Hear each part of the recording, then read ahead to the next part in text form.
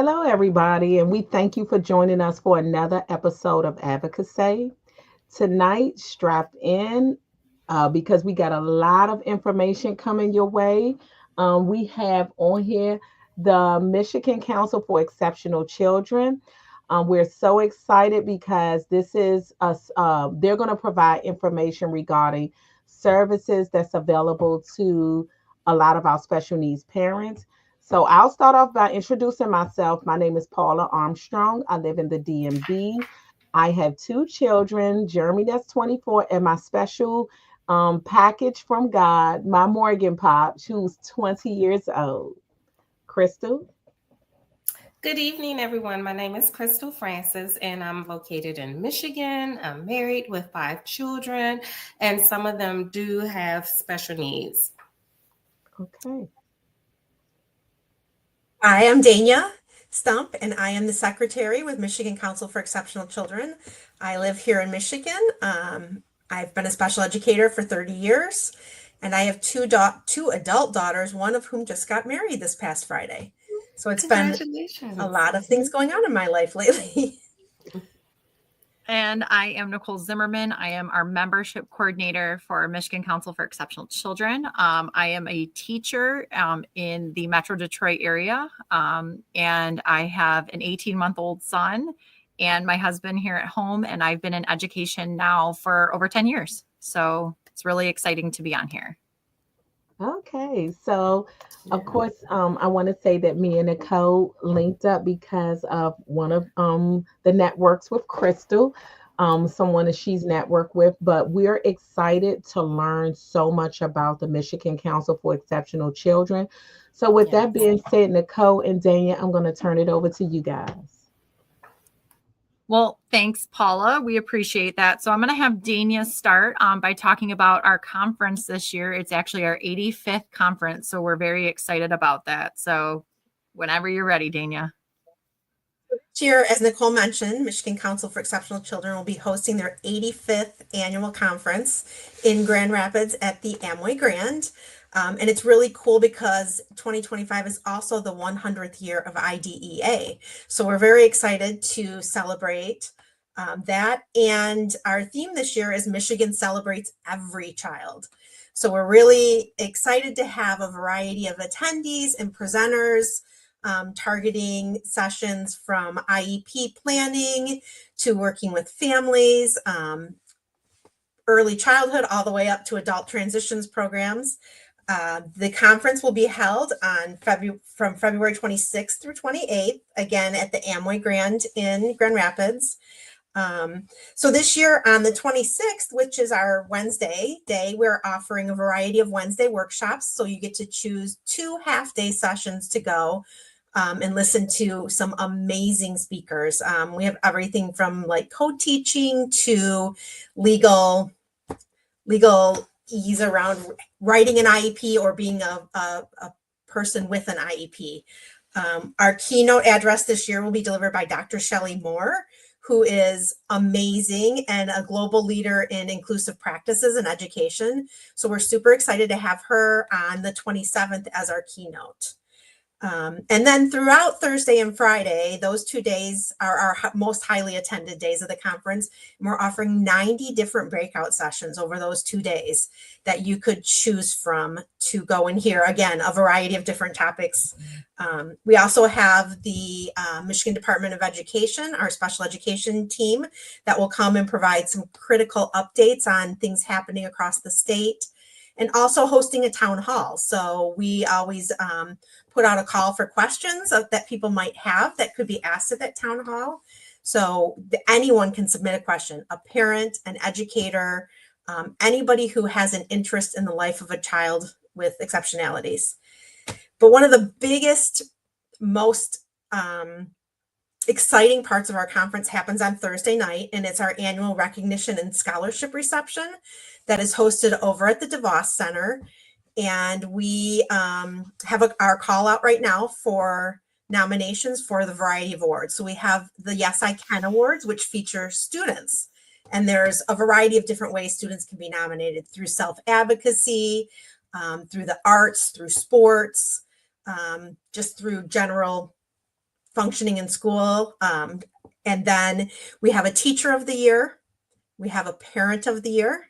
We have a small business of the year. So we have featured businesses that employ adults with special needs, or last year we featured the Living Learning Enrichment Center, which is located here in Michigan, and they are a nonprofit founded by a parent and teacher that supports adults with special needs once they leave that kind of post-secondary world, helps them find job placements, gives them skills for independent living.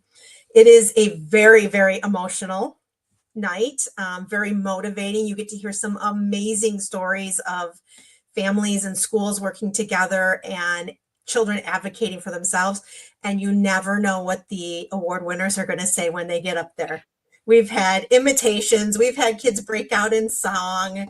So it's just such an amazing night. And I seriously smile every time I think about that night.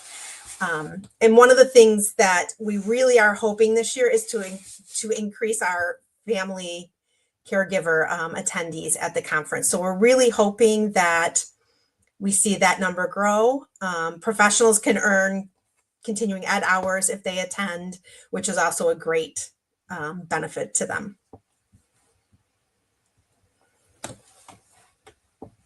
Wow. Well, we will be attending. Advocacy will be there. We are Yes. so excited. So we are one of the registered vendors, and we want to, of course, display our podcast. And we call this, we talked about this earlier, but one thing that we, when I did talk with someone, they were like, you guys are almost a support group that, you know, when you think about it, that's giving people an opportunity to kind of talk about what they've gone through or what they're going through. And it makes it a lot easier when you feel like you're not alone. Absolutely. Yeah, so we are definitely coming. We have a whole ballroom of vendors, which is amazing because it gives families and professionals a chance to kind of network with each other, network with the different companies, the nonprofits. We have an assistive technology playground, so people can come in and try out the different types of assistive technology in there. And then one thing I forgot to mention as part of all of that, we have sponsors for our conference. And what happens with the sponsorships is they allow us, to give out those honors and recognitions, but in addition, we will give out what we call camperships.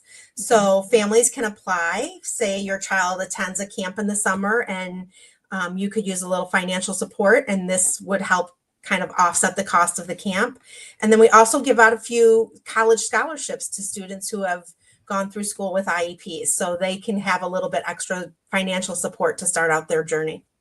That is awesome. I think that's amazing, especially the campership, because I do know, especially where I'm located, a lot of parents start early, like pretty much at the beginning of the year of searching out those camps. By the time you think about it in March, you're kind of late. You're on a waiting list.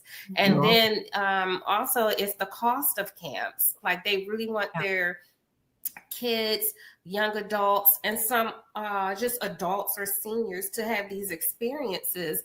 And, you know, sometimes that's another factor is cost. So I love this campership. That would definitely really be helpful for many families.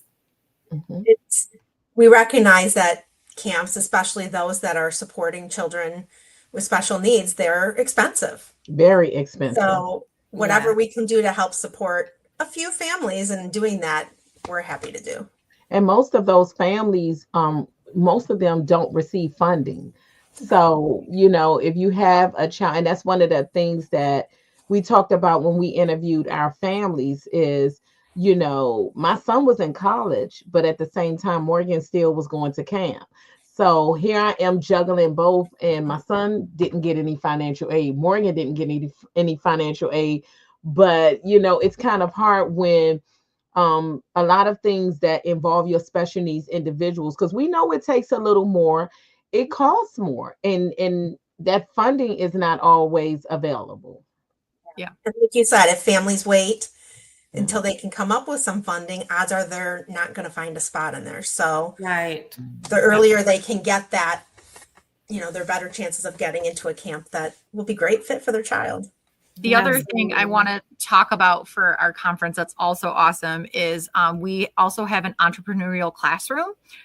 So they also are nominated and part of our recognition night too, but they also come and can sell whatever items it is that they create within their store. So last year we had the Elk Den, which is in the Traverse City area here in Michigan. And the Elk Den came and they sold a lot of their stuff at our conference. So they had water bottles, they had stickers, they had t-shirts, they had all kinds of stuff. And so it's a way for some of these entrepreneurial classrooms to also make money, but also showcase the amazing things that they're doing in their classrooms as well. We have our student board that also attends that. They actually have a classroom that designs and makes our t-shirts to be able to sell at conference. So when you guys are there, make sure you guys get some conference swag when you come. The students will be selling it. Okay. They'll also have stickers too and things like that. So a lot of us really love the entrepreneurial classroom, and even our board sometimes like buys up so much from them because we just love all the kids in the entrepreneurial classroom. So we're excited to have another one again this year, and then the student board to be able to sell their stuff as well too. So it helps the student board to send one student or maybe even two to our national conference. It helps them to do activities of their own as a student board. So that's really exciting too. The other cool thing about the student board being at conferences, they do a make and take session. Yes. So students who are, at some point in their college career can come in and make some kind of thing that they can immediately take and use either in their student teaching or have for when they graduate and start their own classrooms. Yeah. And it's always attended. It's a great session. Wow, we I got really like that. Yeah, that is. It's a lot going on at the conference. Well, I'm excited. Yeah. I'm definitely excited for us to attend. So, woo. I hope you brought your walking shoes. Yeah. Oh, I love to of walk. walking. I keep my watch on all day long because I love to walk. Now, let's go back to the basics. Tell us about the Michigan Council for Exceptional Children. Tell us everything about you. Just the conference alone, I can tell you guys get involved in a lot.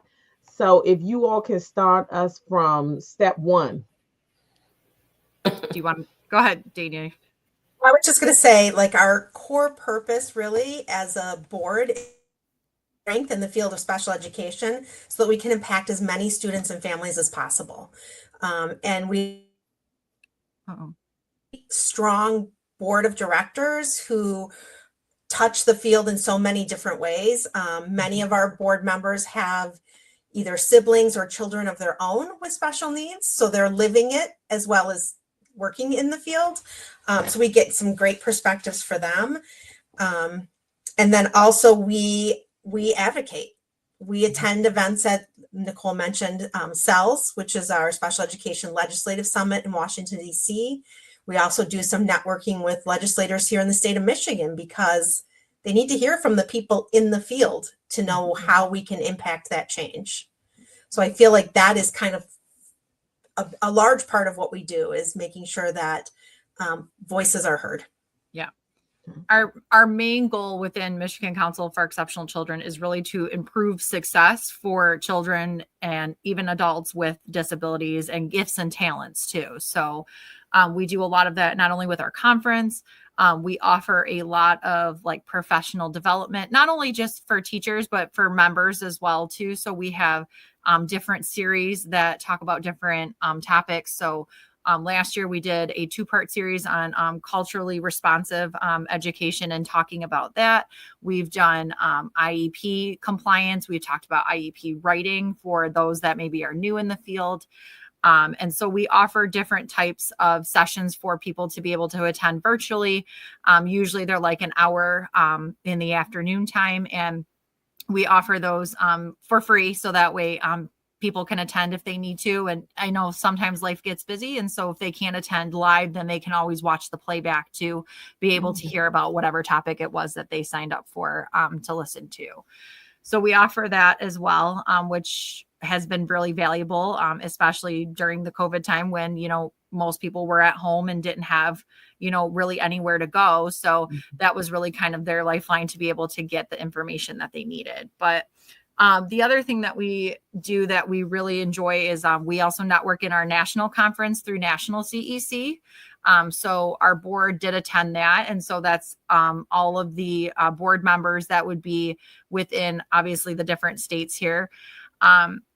We also had people, I believe they said, from 20 different countries as well at the national conference. So myself and a few other board members went to San Antonio last March to be able to network to do everything that they had at the national conference. So that was a lot of fun too. A way bigger like vendor area in there, but still really nice to network with others across, the United States and in different parts of the world. So that was really cool. So we do a lot of that. We do also host a math conference that's actually going to be happening here in, I think, a couple weeks. And so it's one of our bigger things. I believe it's actually at Washtenaw ISD. So Crystal, Wow. That's you.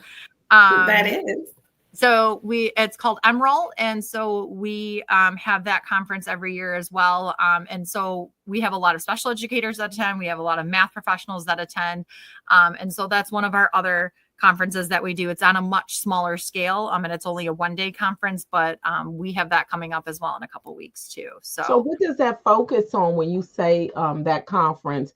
Is it for like the special needs individuals that are you enlightening their math abilities, or what does that consist of? So in my understanding of it is that it's more or less like integrating math like within special education. Does that make kind of like that? Danny, I see you shaking your head. Yes. This conference in particular is focused mainly at educators because it's teaching them how to, like Nicole mentioned, embed those everyday math skills that we're doing within that special education world. How can we teach these kind of life math skills, or even on curriculum? How can we adapt math curriculum to meet the varied styles of learning? Yeah. So is it when I hear? So it is next week. So when I hear math, I'm thinking of like counting money, like those are life skills in a sense, like highlighting those everyday life skills. Mm-hmm. I think it's really more or less teaching, like sometimes maybe a general ed math teacher who really doesn't have the skills or the strengths to really be able to, maybe adapt the curriculum to somebody that maybe has a math disability or has an IEP and struggles. How can we take the math content, but also make it relatable for those students that have IEPs and that may have, different challenges as well too. So I think that's more like kind of how that conference works. Okay. Oh, okay. I really like that because I do love that a lot of our students are able to be included in like the general ed curriculum. And I think that's a beautiful thing. But sometimes I do think maybe the teacher just maybe could just use a little bit more knowledge in an area of how to make sure that kid is able to learn, especially according to their level. So I really like that's offered, a conference is available, and that the educators can attend. We also partner with, and Nicole may be able to speak to this a little more than me because I'm an early childhood person, but we also partner with the Mitten and do a lot with the adult transition programming throughout Michigan. Yes. So we have a representative that is for our the Mitten project. And so if you're not familiar with Mitten, Mitten was started a few years ago. And what it is it's actually a series of modules for our like 18 to 26 group. I actually use them also with my high school students, but they are modules that were developed by special ed teachers for special ed teachers to teach basic concepts. So for example, my students today actually did the one on changing a light bulb. So what it is it's a 10 question pretest. They go through the module of learning how to change the light bulb. And then while they're in the module, they can get like helpful hints or things that they may need while they're completing the module. Then the module at the end kind of spits out like a report card sort of say of like what areas they did well in and where they need improvement. And then they take a post test after. And so they have many different ones. There's one about like cleaning a room, oven safety, kitchen safety. Mhm. There's one about grocery shopping, all of those types of things. And so I think Mitten is actually one of our Wednesday workshops at the conference this year. Dr. Lois Van Heusen, she is a little ball of energy with pearls on, but she's amazing and she does so many great things with the Mitten Project. So she is going to be one of our Wednesday workshop presenters this year. But my kids really love Mitten. It takes those real life skills and puts it in a way that they understand, and a way that they can actually, still visually do it, even though they're not actually completing the task. But in a sense, they really are, just not physically doing it. But yeah, so we love Mitten. Mitten is great. We do partner with them. And so they're one of our big partners for sure. Wow. Yeah. I like that. I definitely like that, because I know with my daughter, she does do a lot of life skills, but that sense of accomplishment that she has afterwards, oh my goodness, we kudo her all day long. She looked forward to a high five. Yeah. So that is a great thing, because ultimately they want to feel as though that they can accomplish things as well. Yeah. And I mean, they may have to go a different road, or take a couple of more steps than someone else, but ultimately they can do it. And I love that. Yeah.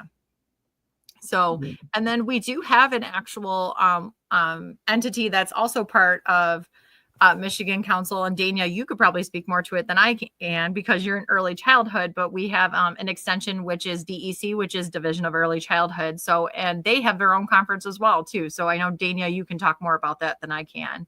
Yeah. So Michigan Division for Early Childhood is a division of Michigan Council for Exceptional Children, and very similar structure, has a board of directors, offers an annual conference, although I'm also involved with Michigan DEC. So we just switched from an annual conference to a biannual conference, because the state of Michigan every other year hosts the Michigan Early On Conference, which focuses on children birth to 3. So what they were finding was a lot of people were having to choose which of those two to go to when it was an every year offering. So they decided to go to an every other year. So it will be next fall at Eastern Michigan University. And so we're just in the initial, very beginning planning stages of that. And that's pretty exciting. They work closely with us. They have a representative from Michigan DEC, actually has 2 representatives, because I'm on the board of both, but so we have 2 representatives from Michigan DEC that sit on the Michigan CEC board. And so we can have that kind of dialogue back and forth, and how are you supporting, and what are you offering. Michigan DEC will, almost all of the board members will host a session at our conference for either parents or educators of children who are in the birth to 6-year-old world. Which is great. We have that partnership where they'll come and really create an early childhood strand at our conference. So that's really exciting too. So that kind of lines up with the Maryland. I want to say it's like an infant and toddler program. Yeah. Yeah. Very similar. Okay. Wow. Well, I've really,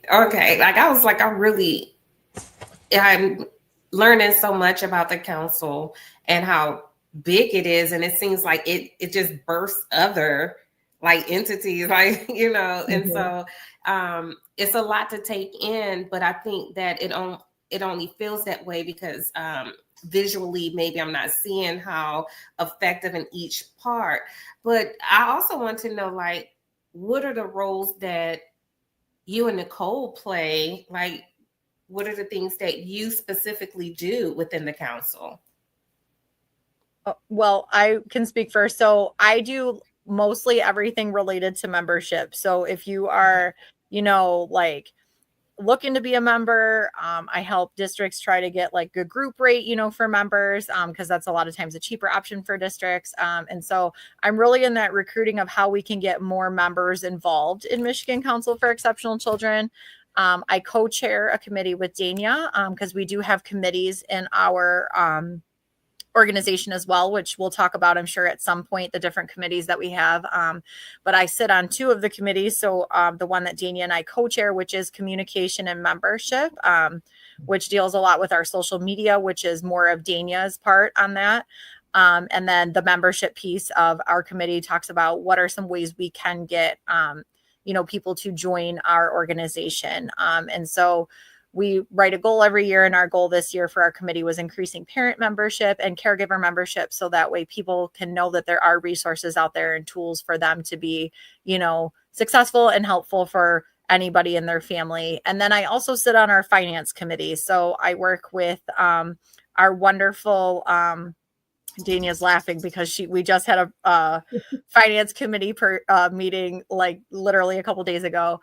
We work with our wonderful representative at Morgan Stanley, and he helps us with our money and manage our money and what financial decisions we should be making in the market and things like that. And so he is one part of our meeting, and then the second part, our committee talks about, how our money is going, where is our money going, and do we need to be, financially responsible with any of the purchases we're making, or as it relates to conference, what are the things that we're, prioritizing for cost for conference this year? What are some things that maybe we're cutting back on, and all of those types of things. So that's kind of my role. I also go to the national conference every year. So I went to San Antonio last year. This year it'll be actually in Baltimore. This year is the national conference. So so that'll be in Baltimore. And then I usually attend what we call is our leadership. And that's usually where we come together as different members of different states, and we network and do all of that. And that's also in Washington, D.C. It's usually right after the Special Education Legislative Summit. So that's kind of my role in the organization. I will preface and say that Dania and I are both volunteers. So we do have paid staff on our board, but most of our board members are volunteers. So that's awesome. Yeah, so they take time out of their schedules to be able to be on our board. So. Well, before we start, before Dania starts, I hear you keep saying national.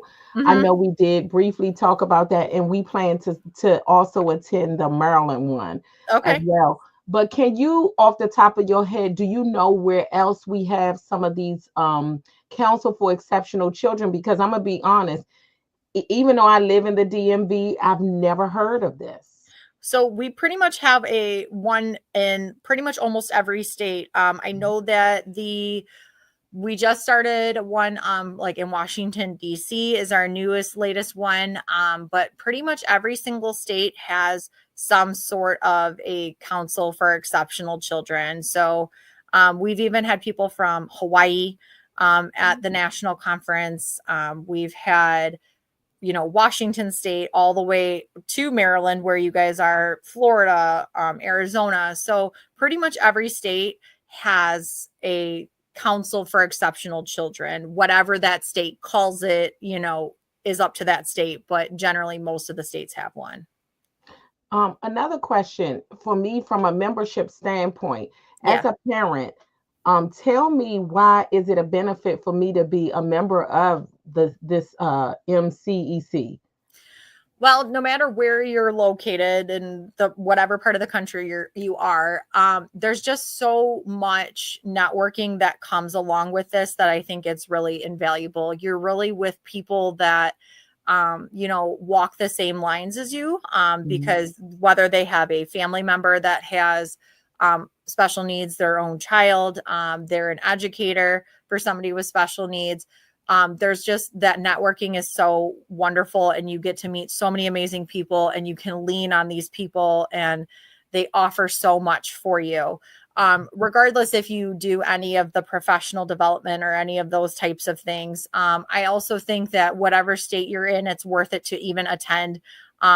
Most of the states generally have their own conference as well. And I think that it's worthwhile to even attend that, because you meet so many people that you may not have even known. And I feel like when we have our national conference, the amount of people that network and then come back year after year and say, oh my gosh, I remember you from last year. Like, it's so great to see you. How's everything going? I think that that's what makes us feel so good on the board is we know that we're forming those relationships for people, and people feel like they have a purpose and they have a sense of community.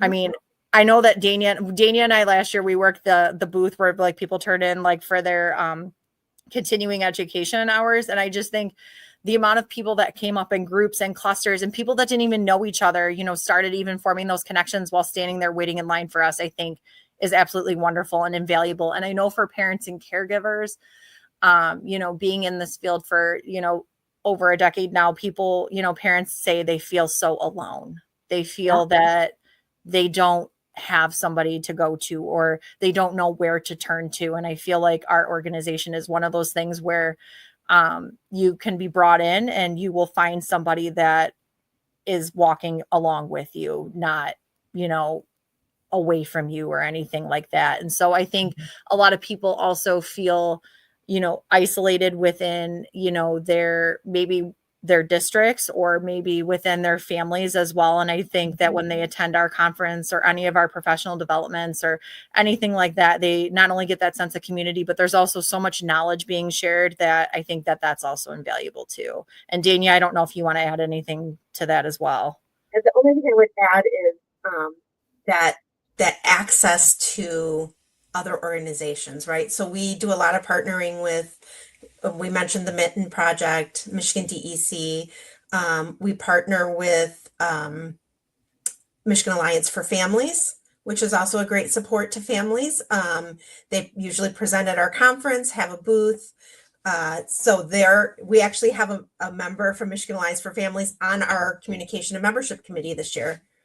Or I'm sorry, on our conference planning committee, which is awesome because her first time attending the conference was last year and she was super excited about it and just about how accessible the conference was to people. And then she had some thoughts that are maybe things we hadn't thought about because she was thinking about it from the family perspective. So it's always great to bring that in too, when we can have that kind of connection of how can we make this appropriate and accessible to everyone. So, and families, of course, are important to reach that information. We never want families to feel like they can't find the resources they need. And I think it's also worth sharing that we have a bunch of different committees within our organization.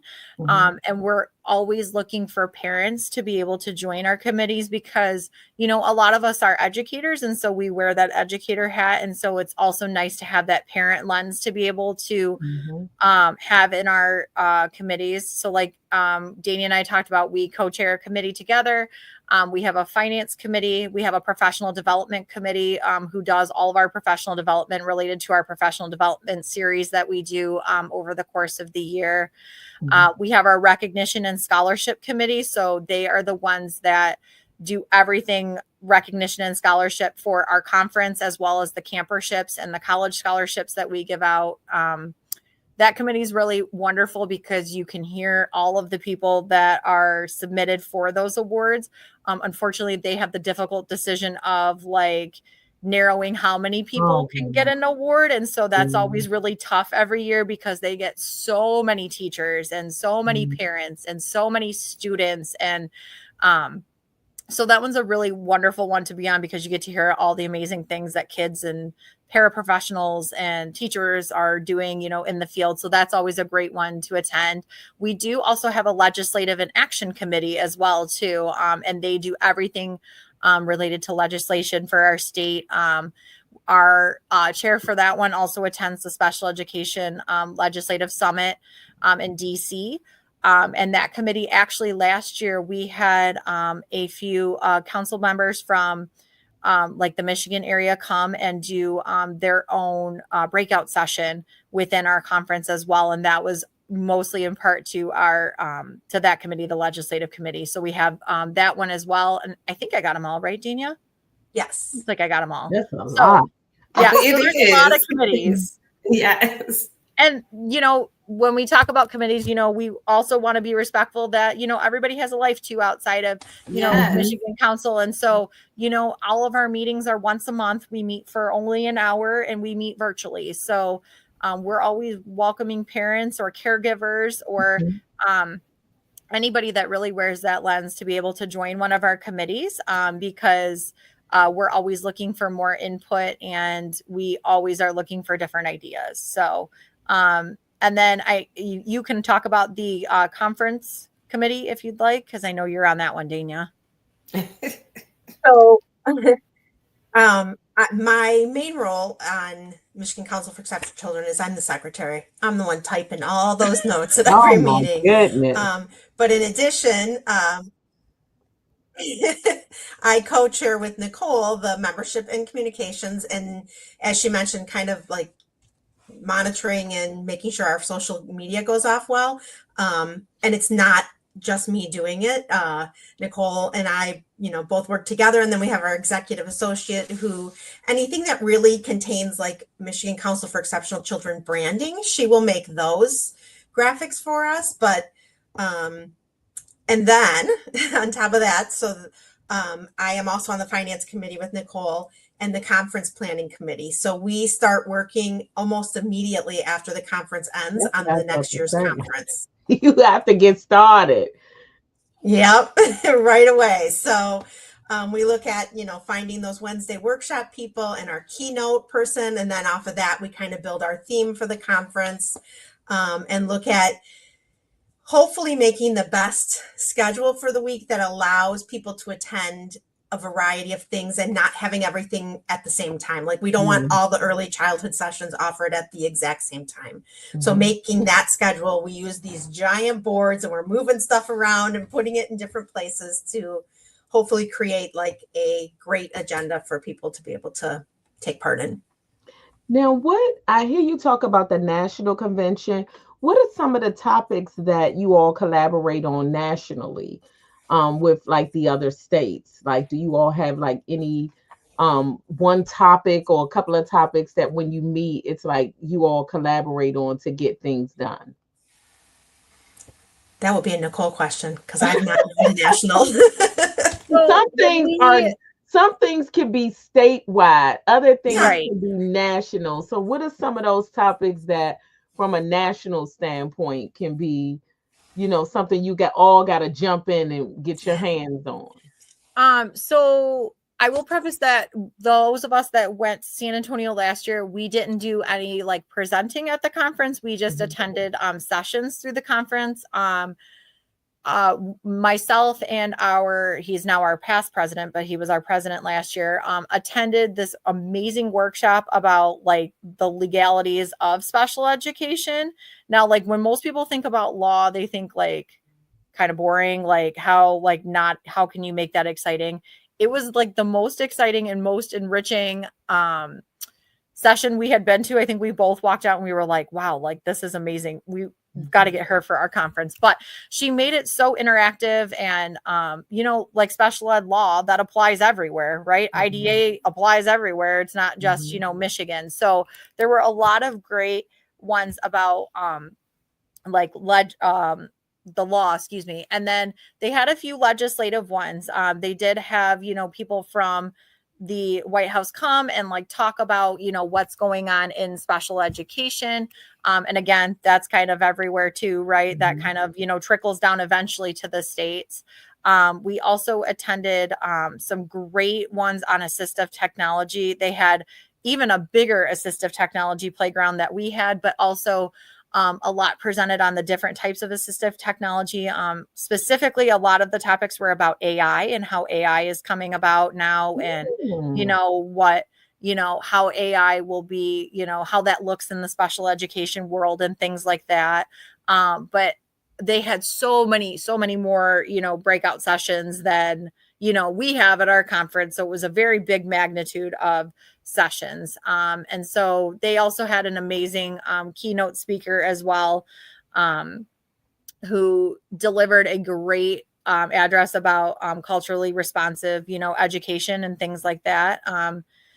And he did an amazing job. So there's a lot of those topics that are pretty cohesive that go along in our national conference. So I know that they've been planning this one even since the one from last year ended. So so they have a lot of sessions. So if you have not been, that you will be very, I guess, diverse with what you're going to be coming back with in terms of knowledge, because they have a lot of sessions. So, And when is And that that's one what I keep again? hearing, like Yeah, the I'm sessions. excited. And it's like how, yeah. So the national one is in March. I believe it's March 13th through the 16th, and I believe that one's in Baltimore. I'm Yes, excited. we talked about that one, Yeah, I Paula. wanna, Yeah. I wanna definitely. I didn't know that was the national one. You know what I thought Yeah. that was? I I thought it was thought for that was just the Maryland. Maryland session. That's what I Yeah. thought. Yeah, no, that one is the national one. Definitely, like, Wow. everybody comes to that one. Oh, So I want to go to that. I would say, even though I haven't been to national, I would say some of the things that we work on here in our state specifically around legislation and legislative action is also a focus at national level. I mean, we're all, we have to get the word out. We have to advocate for making sure special education gets funded, that we have Yep. teachers to teach it, right? Because we Yep. know there's a teacher shortage in a lot of areas right now. Yeah. So that is a topic in our state. It's also a topic for national. right. You're right. It's funny because when you think about that, you don't think that that's a nationwide thing. You know, when Yeah. yeah, it's like after the pandemic, a lot has changed with the schools and the Yeah. amount of services. And even if the services are available, they don't have the people to deliver those services. So definitely that's a lot of things that, that need to be talked about. And I will say too, one thing that I find efficient in our area is a lot of the services outside of the school, like the ABA therapy. And I know with my daughter, the ABA, the physical therapy, a lot of these things that are available outside of the school, there has always been a wait list for them. I mean, and she was on those wait lists from the time that she was maybe like 4 or 5, and they had like 1,800 people on the wait list. So when you think about some of those things, it's not that our kids are definitely always in need, but unfortunately, that's always been somewhat of a deficiency, the staff. And then after the pandemic, it got worse. Mhm. Yeah. So those are things I'm really, I would love to. I'm looking forward to going to the nationals because Yeah. my thing is sometimes again when you think about things happening in your neighborhood or in your state, you don't think that it happens nationwide. So it's interesting. Right. That's why I asked that question. It's interesting to see what is happening on a national level versus just on a state level.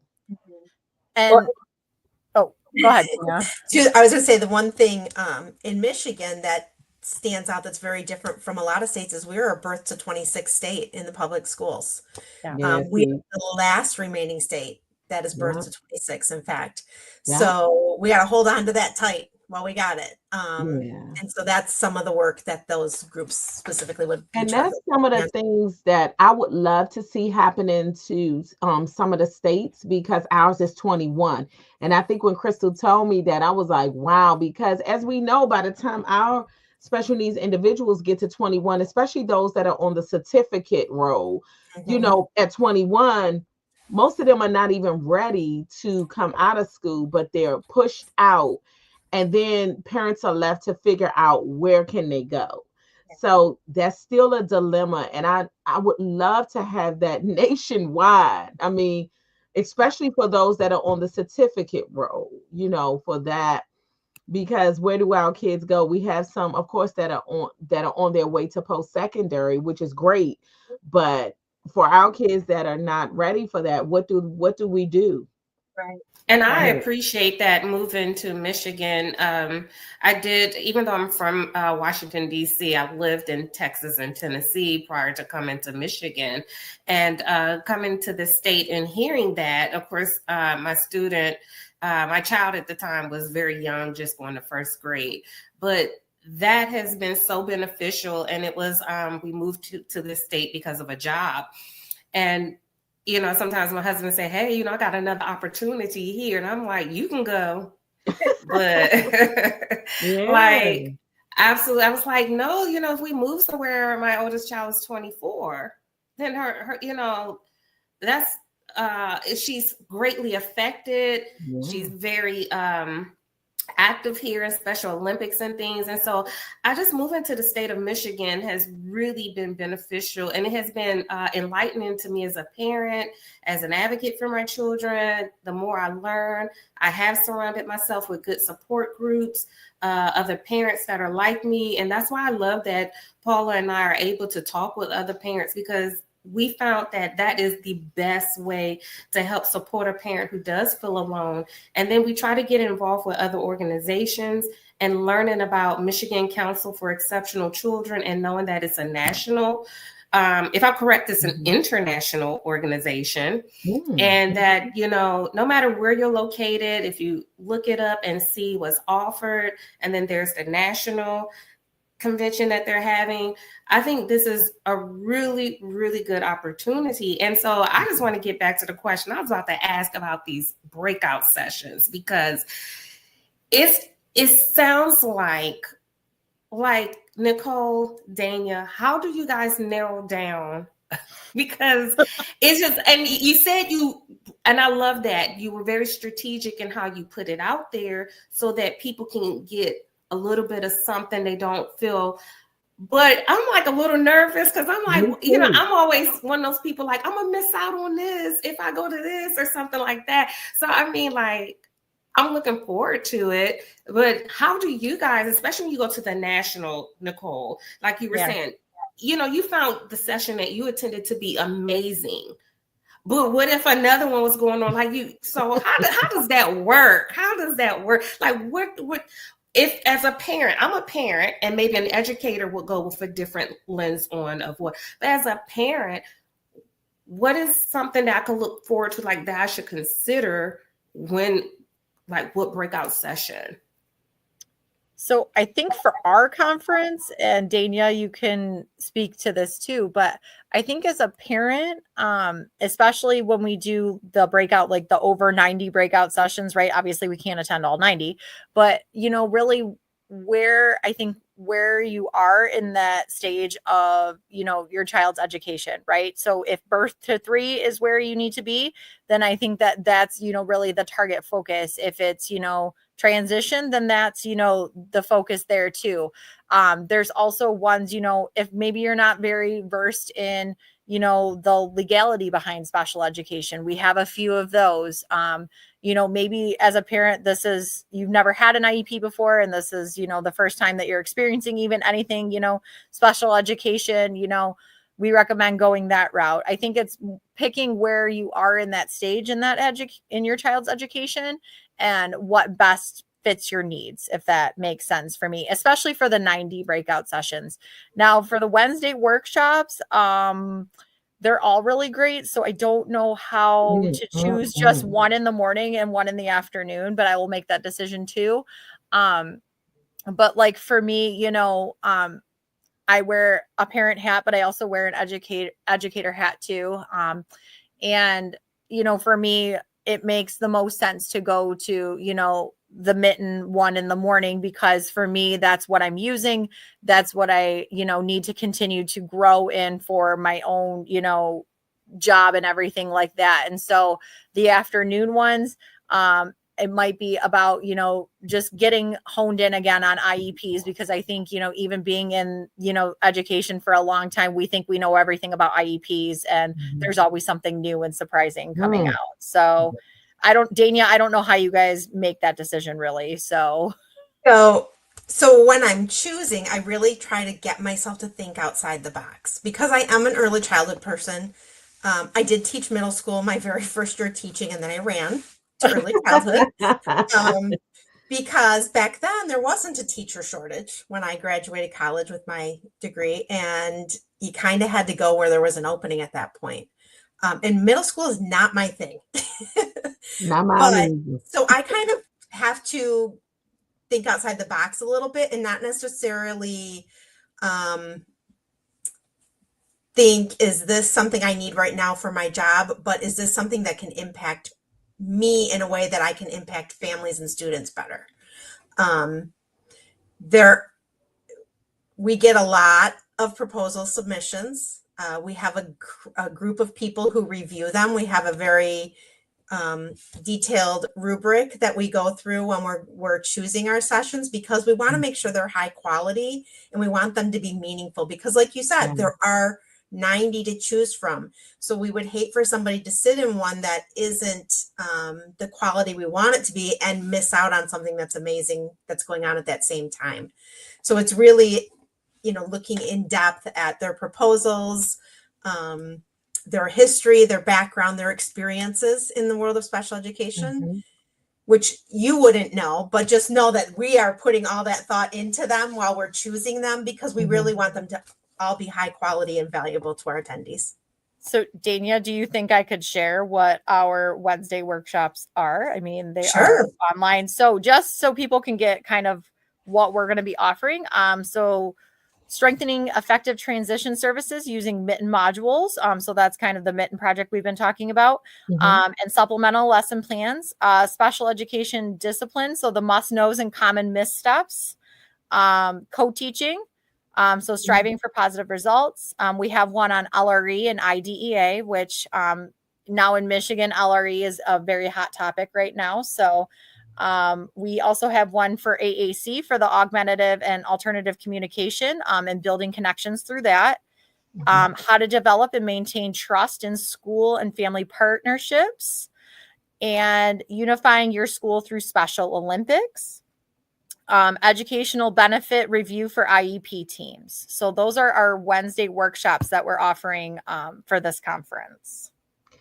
Those sound really nice. Exactly. I'm sitting here just deciding, They're great speakers. Our 90 breakout sessions, the proposals are just coming in. So we have not set that piece yet. That proposals come in through the first week of December, and then we meet as a group in December to do that kind of planning of, okay, we've picked our sessions. Now let's see who we don't want to put at the same time. So I hear you guys, and I when I just tell you, my mind is blown, just the fact that you guys are volunteers. Yes, as a parent, I would love to know, what's your driving force, Dania and Nicole, because I know that sometimes we say that people go into this field because they have a special needs sister or mother, and that becomes their passion. What is your driving force for being a volunteer? Because all the things that you guys do, I'm like, and you're volunteering, that's awesome. Well, for me, I'm one of those people who knew at 5 she wanted to be a teacher, but what I didn't know is that I wanted to be a special education teacher till I got to college, and I worked at the Child Development Center on campus, and ended up ultimately being kind of like a one-on-one for a student or that they were struggling with. In hindsight now, I know that student probably was on the autism spectrum. And since that day, the driving force for me has been young children in the birth to 6 realm and their families, because this is the first time families are hearing their child might be a little different than they expected. And so really supporting families through that time and making sure that the resources they need to be successful are available to them. I love that. Oh, that is awesome. Wow. And I never thought about it from the birth to that point. You're right. You're almost kind of going through a transition with your child. So at that point, to me, not that you don't need support at every level, sure. But you definitely need it because you're coming to terms with this. Yeah. Learning the process and coming to terms with it. I think for me, I was kind of like Dania too. I always wanted to be a teacher. That was something that I always knew. I didn't know that special education was for me. It just kind of found me. I have a friend whose son is on the autism spectrum, and he just really touched my heart in the way that I had never seen the world before. And I was like, this is so amazing. And so I went to school and got my degree. And while I was going to school, I actually became a paraprofessional. I worked at a center-based program for students on the spectrum, and I completely fell in love with it. And I loved every single second of that job that I did. And, now my biggest thing and the biggest motto that I strive to have is I want to do what's best for kids and best for their families. And I work at that high school age now. And so like Dania, where, parents are hearing for the first time that, there may be something different with their child. We're looking at, the part of, graduating high school and, parents are thinking that, their child's life now is officially, done because, high school's over. Now what? And so I love giving parents that second piece that says, look at all these post-secondary programs that we can offer this student to 26 and look at all these job skills that we can get for them. And I love taking our students out in the community and showing the community what amazing workers they can be. And we've had some of our students get jobs in the local community because the community is really seeing that these students are amazing and they have so many skills to offer. And so I love advocating for these kids and, these adults and their families, because I just think they bring so much joy and happiness and wonderful things to the world. And I just love being a part of that. So for sure. Wow. I love it. This And I is- always say yes. it has to be a passion. It Yes. has to, Yes. because I know sometimes you're driven by, like people in your family, but I've heard some people, just like you guys, you were sucked in and you just did not want to let go. There definitely has to be a passion, because it's either you have it or you don't. Because as Yeah. we know, it's not like you get paid a whole lot of money to, do this job. So it Yes. definitely has to be a passion. And For I sure. applaud you, ladies. I do. Yes. I definitely applaud Yes. you. And I do want to say, in closing, first of all, I thank you guys for taking your evening to come on here Yes. to tell us a lot about the Council for Exceptional Children. When Nicole reached out to me, I was so excited because it was, again, something that I had never heard of, and I wanted to learn more about it. My goal, as Morgan's mom and as the Advocacy founder, is to learn as much as I can, because ultimately, if I can learn, I can pass this on to parents. And this is, again, why we have this platform, is to educate as many people as we can. So not only am I appreciate you guys coming on, but I appreciate you guys letting us know about these conferences, because again, education is so important. And at this point, I feel like I told you guys offline, I feel like I'm just scratching the surface. And each time I scratch a surface, I want to learn more and more. So I'm looking Yes. forward to coming to Michigan. I'm looking forward to meeting you, Dania and Nicole, in person. I'm looking forward to learning as much as I can about the Council for Exceptional Children. And I'm looking forward to going to the nationals. So again, thank you, ladies, for coming. Those are my closing remarks. Crystal, I'll turn it over to you. Oh, I've really enjoyed Nicole and Dania. I look forward to seeing you, meeting you in person. I definitely appreciate, I think I have a sense of it, of the hard work and the dedication and the commitment that you put into the committees that you work on, the attending other conferences. Just I can feel it as we're talking, going through picking, making sure it's worthwhile. You guys are very intentional. You don't want to waste anyone's time. You want us to get the most we can of any of the participants that they can out of the conferences. And that means a lot to me as a parent, as a former educator. And I just also just appreciate your personal time, stepping away from your families on this evening to just come and speak to others out there, speak to Paula and myself. I mean, this has been really beautiful and I really appreciate it. And then of course, you guys are here in Michigan. So we usually have a lot of guests from Maryland. And so it feels good to have someone here from Michigan. So I'm geeked. We're very excited to have you at the conference and meet you both in person as well. Yes. Yes. Yes. We're so excited to meet you both.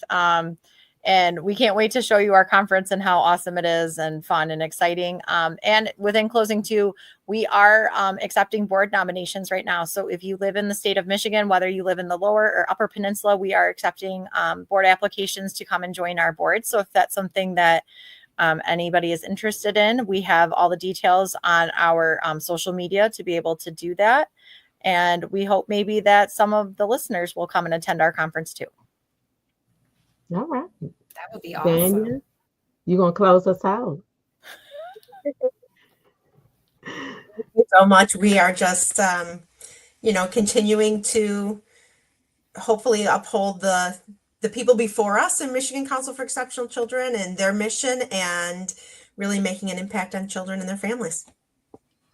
Well, it looks like not only are you all continuing it on, but it seems like you are taking it higher, which is a great thing Yes. because, as we know, our needs of our family and our children are constantly evolving. I mean, I look at my mortgage pop now, and what I was dealing with 10 years ago is not even something I'm dealing with today. So I need that understanding. I'm still studying her to figure out what do I need to do next. So I appreciate it, and I look forward to attending the conference. Thanks again, you ladies, and I pray that you guys have a great weekend.